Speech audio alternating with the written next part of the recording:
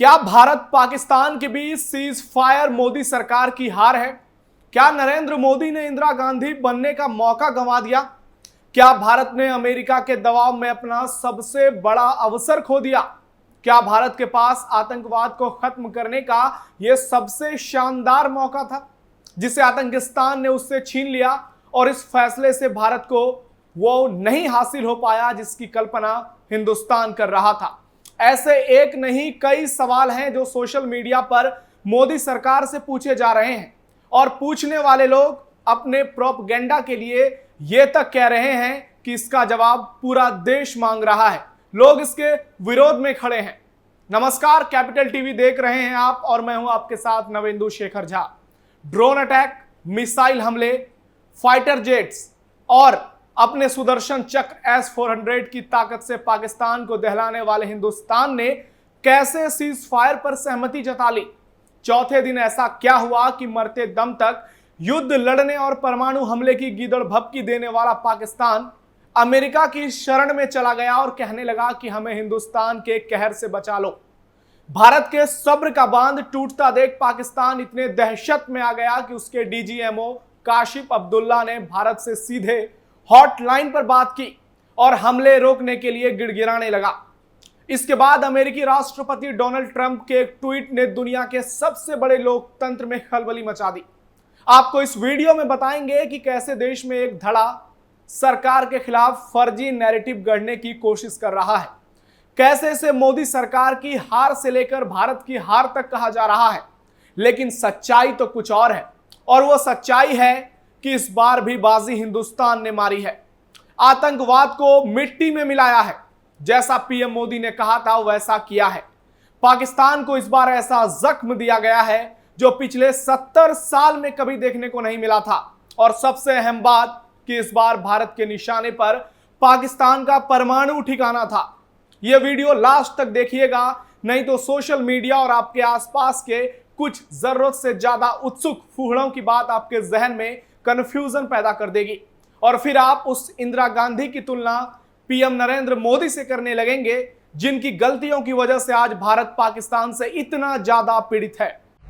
हिंदुस्तान की जीत, पाकिस्तान की हार। भारत का बदला देख कांप उठा पाकिस्तान। अमेरिका को भारत की दो टूक। इंदिरा से ज्यादा ताकतवर हैं पीएम मोदी। सबसे महत्वपूर्ण बात जो आपको जाननी चाहिए कि भारत सरकार ने अब तक अपनी ओर से सीज फायर को लेकर कोई आधिकारिक बयान नहीं दिया है। विदेश सचिव विक्रम मिस्री ने प्रेस कॉन्फ्रेंस में एक बार भी सीज फायर या युद्ध विराम शब्द का जिक्र नहीं किया। इंडियन एयरफोर्स ने कुछ देर पहले ही ट्वीट कर कह दिया कि ऑपरेशन सिंदूर जारी रहेगा। लेकिन सोशल मीडिया के जरिए जो प्रोपगेंडा फैलाया जा रहा है उसकी बात करते हैं।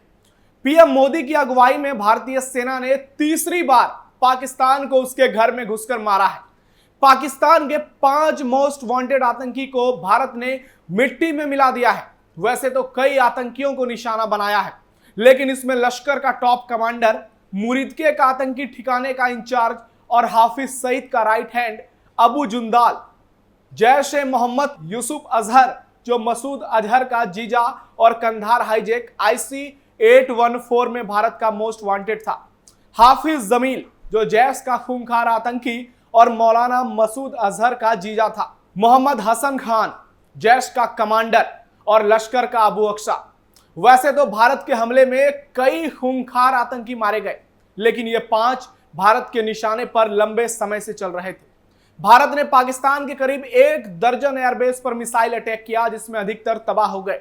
इसमें पंजाब के रहीम खान यार एयरबेस पर हमला उसके दिल पर हमला था।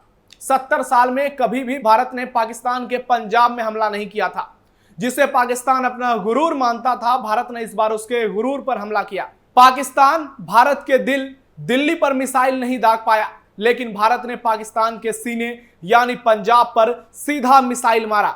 इसके अलावा रफीकी, मुरीद, भोलारी, सुकूर, सियालकोट, परसूर, जकोबाबाद, चुनैन, सरगोदा, सरटूद और नूर खान चकलाला एयरबेस पर शानदार हमला किया। इसमें सैकड़ों पाकिस्तानी सैनिक मौत के घाट उतर गए।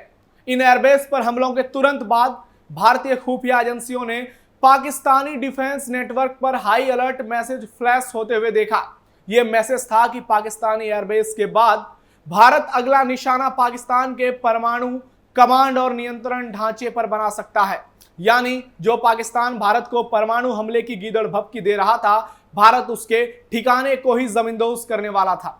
भारत ने पाकिस्तान के रावलपिंडी से लेकर पंजाब तक को निशाना बनाया।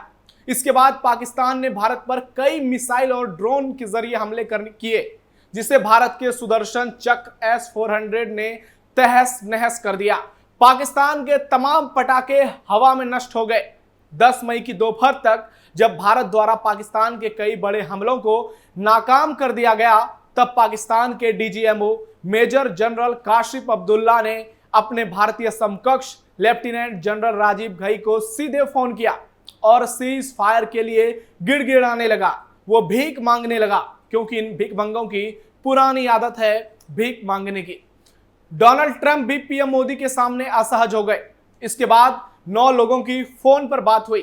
इसमें भारत के NSA अजीत डोवाल, विदेश मंत्री एस जयशंकर, भारत के DGMO राजीव घई, अमेरिका के राष्ट्रपति डोनाल्ड ट्रंप, उपराष्ट्रपति JD वांस और विदेश मंत्री रूबियो, जो अमेरिका के NSA भी हैं, पाकिस्तानी PM शहबाज शरीफ, आर्मी चीफ मौलाना जिहादी आसिफ मुनीर और उसका DGMO काशिफ अब्दुल्ला ने मिलकर यह तय किया कि अब दोनों देश एक दूसरे पर हमला नहीं करेंगे और यह तय हुआ कि अब दोनों ओर से हमले बंद हो जाएंगे। लेकिन यहां भारत ने अपनी शर्तों पर इनकी बातों पर हमले रोकने के लिए सहमति दी। भारत ने सीधा सीधा 2 टूक कह दिया कि अगली बार एक भी आतंकी घटना एक्ट ऑफ वार माना जाएगा, यानी युद्ध की कार्रवाई माना जाएगा और सजा इस बार से भी कहीं ज्यादा खतरनाक होगी। भारत ने साफ साफ कह दिया कि वो न सिंधु जल समझौते को रद्द करने के फैसले को वापस लेगा, न ही द्विपक्षीय व्यापार को खोलने की।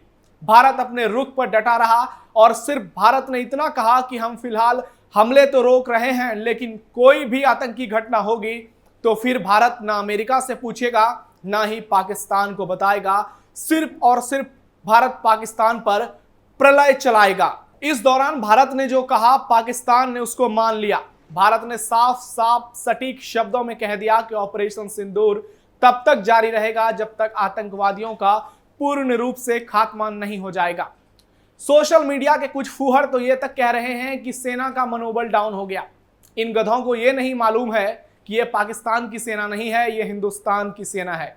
ये जय हिंद की सेना है, जिसने पाकिस्तानियों को कई बार धूल चटाई है उनके घर में घुस करके। ये पाकिस्तान की वो सेना नहीं है जो 4 युद्ध हारने के बाद भी बॉर्डर पर सीना तान के खड़ी हो जाती है। ये भारत की वो सेना है जिसका मनोबल 1947 में भी हाई था, जिसका मनोबल 2025 में भी हाई है। लेकिन भारत एक लोकतंत्र है। यहां पाकिस्तान वाली स्थिति नहीं है। यहां सेना तख्ता पलट नहीं करती है। यहां सेना सरकार के आदेश का पालन करती है और सरकार देश हित को लेकर फैसला लेती है। और उसी से प्रेरित होकर पीएम नरेंद्र मोदी ने जो फैसला लिया है, देश भर में इसकी तारीफ हो रही है। हालांकि कुछ लोग सोशल मीडिया पर अपना फर्जी ज्ञान बांट रहे हैं, लेकिन कहावत तो वही है कि भावनाओं के आधार पर देश नहीं चलता।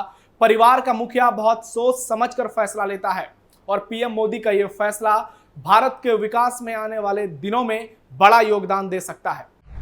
सोशल मीडिया पर इंदिरा मोदी की तुलना शुरू। जो लोग आज पीएम मोदी की इंदिरा गांधी से तुलना कर रहे हैं, उन लोगों से सीधा सवाल है, इंदिरा गांधी ने 1971 में क्यों पाकिस्तान को उनके 93,000 सैनिक लौटा दिए जिन्हें भारत ने बंदी बना लिया? क्यों भारतीय सेना की जीती हुई जमीन को वापस कर दिया? क्यों नहीं पाकिस्तान के जेल में बंद भारतीयों को रिहा करवाने की शर्त रखी? बांग्लादेश के लिए लाखों निर्दोष हिंदुओं का नरसंहार कर दिया गया, लेकिन भारत सरकार कुछ नहीं कर पाई। हिंदुओं की बहन बेटियों के साथ दुष्कर्म किया गया। बांग्लादेश से लेकर बंगाल तक उनके बच्चों से लेकर बुजुर्गों तक को ऐसी यातनाएं दी गई जिसकी जानकारी इन कांग्रेसी चमचों को 1% नहीं होगी। बांग्लादेश बनना सिर्फ इंदिरा गांधी की ताकत नहीं, बल्कि भौगोलिक कारण का भी नतीजा है, जो पाकिस्तान से हजारों किलोमीटर दूर है और बीच में हिंदुस्तान है। और वही बांग्लादेश आज पाकिस्तान के नक्शे कदम पर चल रहा है। वहां आज भी हिंदुओं के साथ ऐसी अत्याचार की खबरें सामने आती है जिन्हें सुनकर रूह कांप जाता है। और सोशल मीडिया के फुहड़ कह रहे हैं कि पीओके नहीं ले पाए मोदी से पहले जो 13 प्रधानमंत्री हुए वो क्यों नहीं पीओके ले पाए? नेहरू 1947 में पीछे हटे, इंदिरा 1971 में पीछे हटी।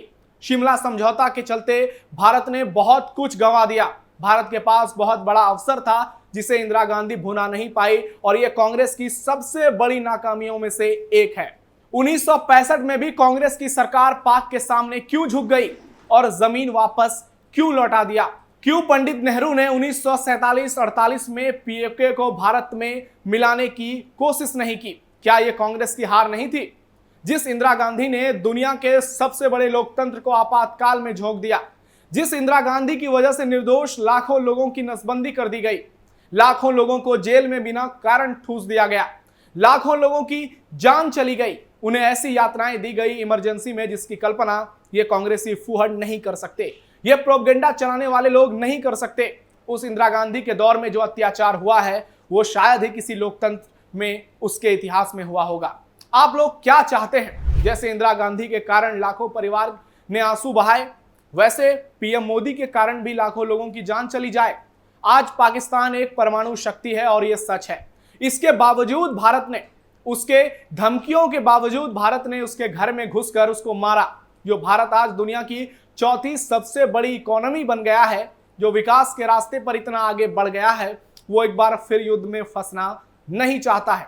क्या यह विकास को प्रभावित नहीं करेगा? एक दिन ब्लैक आउट होने से लोग कितना परेशान हो गए, इसकी कल्पना ये सोशल मीडिया के फूहड़ नहीं कर सकते। जब ट्रेन, हवाई जहाज और गाड़ियां बंद हो गई तो लोगों को कितना ज्यादा नुकसान हुआ। और सोचिए अगर युद्ध लंबा चल जाए तो दोनों देशों की स्थिति क्या होगी। भारत से 100 गुना ज्यादा पाकिस्तान को नुकसान होगा, लेकिन भारत की सेहत पर भी तो असर पड़ेगा, विकसित भारत को भी तो फर्क पड़ेगा। अगर महंगाई बढ़ती है, यहां पर आलू, प्याज, टमाटर के दाम 10 रुपए बढ़ जाएंगे तो यही विरोधी पार्टियां और कांग्रेस के चेले चटिए भारत सरकार को गरियाने लगेंगे, सरकार से सवाल पूछने लगेंगे। जो लोग युद्ध से पहले सरकार को युद्ध की नसीहत दे रहे हैं, वही युद्ध के बाद सरकार से सवाल पूछेंगे। उदाहरण के लिए रूस यूक्रेन वॉर से लेकर इजराइल हमास युद्ध की हालत को आप देख लीजिए, जहां लड़ तो दो देश रहे हैं लेकिन परेशान पूरी दुनिया है। जो रूस यूक्रेन पीएम मोदी को युद्ध रुकवाने के लिए बुलाता हो, क्या उस मोदी में इतनी क्षमता नहीं है कि वो कभी भी पाकिस्तान को मिट्टी में मिला सकता है? जरूर है, लेकिन मोदी को चिंता हिंदुस्तान की है, हिंदुस्तान के विकास की है। और याद रखिए कि दो देशों के बीच का युद्ध आने वाले समय में विश्व युद्ध में भी बदल सकता है। लेकिन सरकार भावनाओं के आधार पर नहीं बल्कि देश हित में फैसला लेती है। अगर आप इंदिरा गांधी की तारीफ कर रहे हैं तो आपको पिछले 8 साल में मोदी ने पाकिस्तान को जो धूल चटाया है उसकी भी तारीफ करनी होगी, क्योंकि उसका योगदान भी इंदिरा गांधी से कम नहीं है। चाहे वो सर्जिकल स्ट्राइक हो, एयर स्ट्राइक हो या फिर मिसाइल स्ट्राइक, पीएम मोदी के कार्यकाल में 3 बार भारतीय सेना ने पाकिस्तान में घुसकर, और इस बार तो पंजाब में घुसी है, ये आज तक कभी भी देखने को नहीं मिला था। भारतीय सेना के पराक्रम ने जो शौर्य का परिचय दिया है वो एक भारत को आज प्रेरित करने की दिशा में शानदार कदम है। सैन्य कार्रवाई तो अपनी जगह है, लेकिन भारत सिंधु जल समझौते पर भी डटा हुआ है। भारत ने साफ साफ कह दिया है कि वो इस समझौते को रद्द करने के फैसले को वापस नहीं लेगा। ये एक ऐसा कदम है जो पाकिस्तान के भविष्य को बर्बाद कर देगा। आने वाले समय में पाकिस्तान को एक बूंद पानी के लिए मोहताज कर देगा, उसकी पूरी आबादी भूखी प्यासी मर जाएगी। आज के दौर में देश के लोग जहां शांति चाहते हैं, वहीं सोशल मीडिया पर फालतू के बयानबाज सरकार से बेफजूल की सवाल पूछ रहे हैं। पाकिस्तान ने जो कुकर्म किया है उसका जवाब तो भारत ने बहुत शानदार तरीके से दिया है। बस दिक्कत क्या है कि ये लोग समझ नहीं पा रहे हैं, इनको पता ही नहीं चल पा रहा है कि भारतीय सेना ने इस बार कितना पराक्रम दिखाया है और पाकिस्तान को कितना ज्यादा नुकसान हुआ है। ये लोग तो सबूत मांगने वाले लोग हैं। ये 2016 में भी एक्टिव थे, ये 2025 में भी एक्टिव हैं। आतंक को खत्म करने का आखिरी मौका। उधर रक्षा मंत्री राजनाथ सिंह ने साफ साफ शब्दों में कह दिया है कि ऑपरेशन सिंदूर जारी रहेगा। आतंकी सीमा पार भी सुरक्षित नहीं है, देश चलता रहेगा, काम नहीं रुकेगा, क्योंकि आज नया भारत विश्व का चौथा सबसे शक्तिशाली देश इकोनॉमी की तुलना में बन गया है। वायुसेना ने भी साफ साफ कह दिया है कि आतंकियों पर कार्रवाई तब तक नहीं रुकेगी जब तक अंतिम आतंकी को मौत के घाट नहीं उतारा जाएगा। भारत ना अमेरिका के दबाव में है, ना ही दुनिया के किसी दूसरे देशों के। आज भारत विश्व में इतनी ताकत रखता है कि वो कभी भी पाकिस्तान को धूल चटा सकता है। नया भारत न डरने वाला है, न रुकने वाला है, न ही झुकने वाला है। हम शांति पसंद लोग हैं, लेकिन कोई हमारे निर्दोष नागरिकों को धर्म पूछ कर मारेगा तो हम उसके देश में घुसकर उसको इतना बर्बाद कर देंगे कि उसे जान की भीख मांगने के लिए दुनिया के सामने गिड़गिड़ाना पड़ेगा, जैसे पाकिस्तान अमेरिका के सामने गिड़गिड़ाया। और भारत ये कहकर एक मौका देता है कि यह आखिरी माफी है, अगली बार कोई भी बीच में नहीं आएगा। और भारत आगे जो कार्रवाई करेगा वो इस बार से भी बहुत ज्यादा खतरनाक साबित होगा। तो आप भी सोशल मीडिया के इन फूहड़ों के जाल से बचिए, इनके बेफजूल सवाब और इनके कुतर्क से बचिए और भारत सरकार का साथ दीजिए, क्योंकि सरकार है तभी हम हैं, तभी देश है तभी सरकार है, और सेना भी हमारे देश का ही हिस्सा है। तो फिलहाल स्पेशल स्टोरी में इतना ही। आप जुड़े रहिए कैपिटल टीवी के साथ। नमस्कार।